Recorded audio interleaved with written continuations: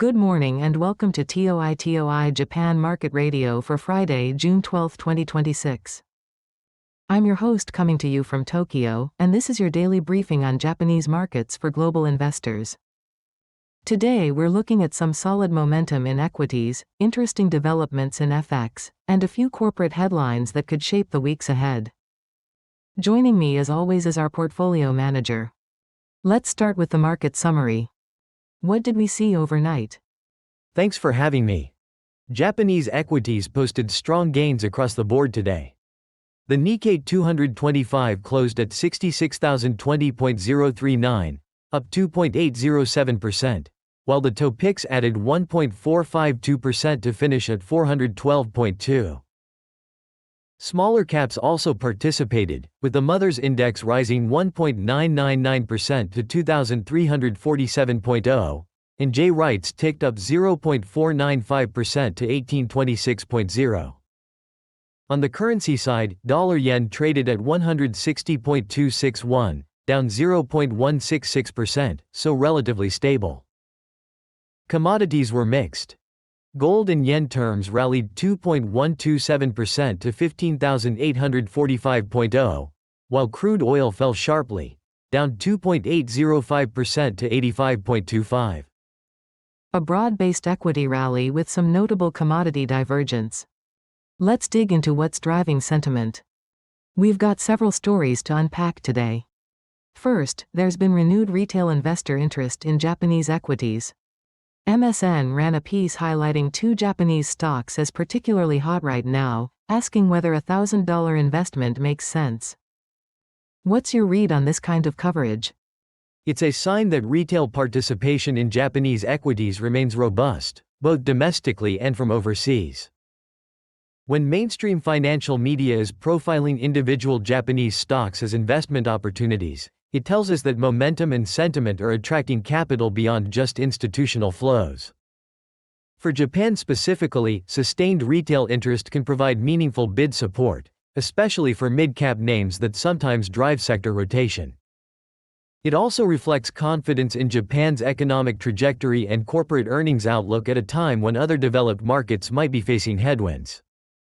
How does that translate into market impact? Are we looking at a durable tailwind or just near-term noise?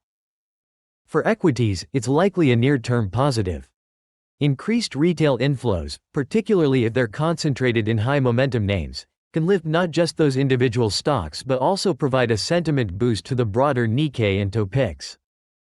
The risk, of course, is concentration. Retail-driven rallies can reverse quickly if those names stumble or if there's a shift in risk appetite globally. On the FX side, domestic retail flows into equities don't really move the yen in any meaningful way. Macro factors like Bank of Japan policy, carried trade dynamics, and global risk sentiment remain far more important for dollar-yen. And for JGB yields, this has virtually no direct impact. Equity retail flows don't change the bond market picture unless we see a broader rotation out of fixed income, which isn't the story here. So it's more of a sentiment indicator than a market mover in itself. Meanwhile, in corporate news, we've got a significant development out of South Korea that has implications for Japan's semiconductor sector. SK Hynix has reportedly chosen Nasdaq for its planned US listing. Why does that matter for Japanese investors? SK Hynix is one of the largest memory chip manufacturers globally and a direct competitor to Japanese semiconductor firms, including players like Sony in image sensors and other memory-focused companies. By listing on Nasdaq, SK Hynix gains much stronger access to dollar-denominated capital, which it can deploy toward R&D, capacity expansion, and advanced chip technologies. That intensifies competitive pressure on Japanese semiconductor manufacturers who are already dealing with margin compression in commoditized memory segments like DRAM and NAND flash. It also sets a benchmark for valuation and capital raising strategies across Asian tech, which Japanese peers will need to consider. So this is effectively a competitive threat being amplified by better access to capital? Exactly.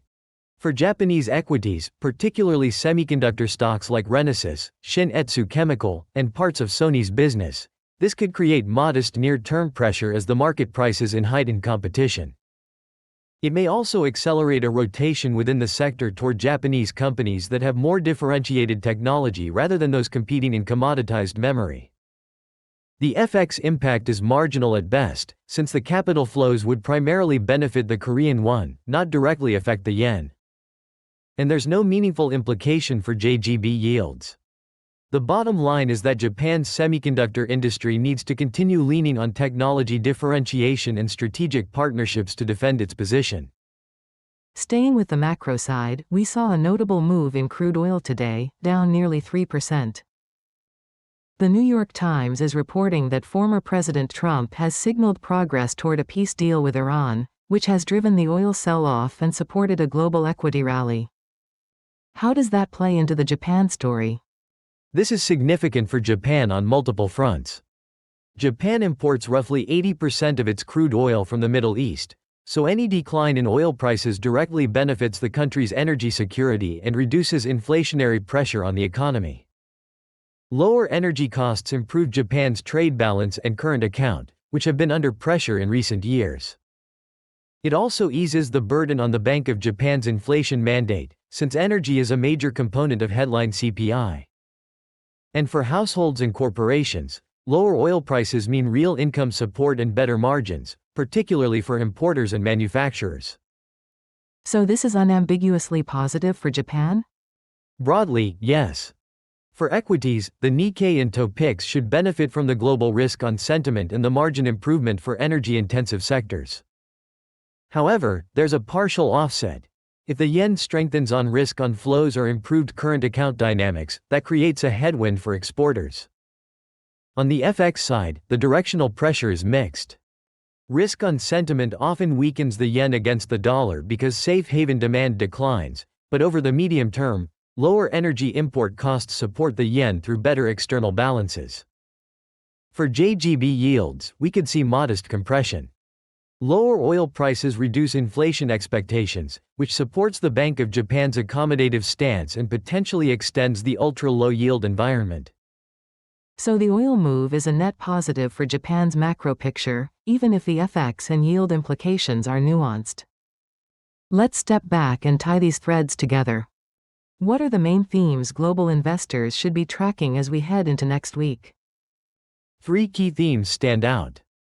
First, domestic and retail sentiment in Japan remains constructive, which is supporting equities and providing a bid under momentum names. Second, competition in semiconductors is intensifying, and Japanese firms need to stay focused on differentiation and technology leadership to maintain their edge. And third, the global macro backdrop, particularly around energy prices and geopolitics, is shifting in ways that are structurally favorable for Japan as a net energy importer. All of this is happening while the yen remains relatively stable and the Bank of Japan's policy stance continues to anchor yields at low levels. Solid summary. For our listeners, these are the dynamics shaping Japanese markets right now: equity momentum supported by retail flows, competitive pressures in tech that require strategic responses, and a macro environment that's tilting in Japan's favor thanks to lower energy costs. If you're tracking Japan exposure in your portfolio or considering allocations to Japanese equities, these are the trends to watch.